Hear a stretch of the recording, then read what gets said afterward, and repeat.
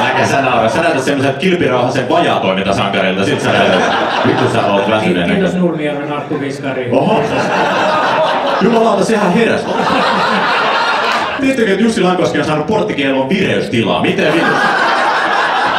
Mä olisin niin valkoinen, että Jari Sillanpää haluaisi vetää sut nenään. Sä oot niin valkoinen, että sä voisit olla Jussi Halla-ahon vaanipuu. Okei. Mä en tiedä, miten sua voi rohtia, sä oot niin kalpea. Jos osat tässä taskulampulla, se syttyisit palamaan vaan. Mä en ikinä nähnyt noin vaaleita äijää.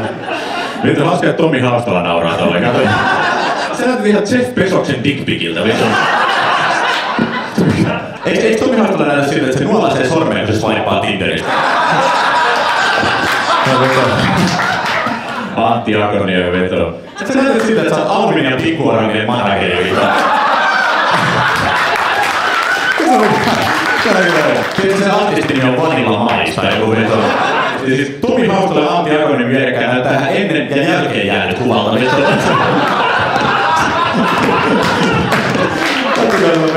Mä näytän, että näytätte niinku maailman paskimmalta niinku prätkäjengillä. Siinä on maailman kuihtunen liivijengiläinen rasvaimmu, vittu tossa. Äläkä sä huoli, sä oot niinku se läskikaveri, Janne Nakkimuki.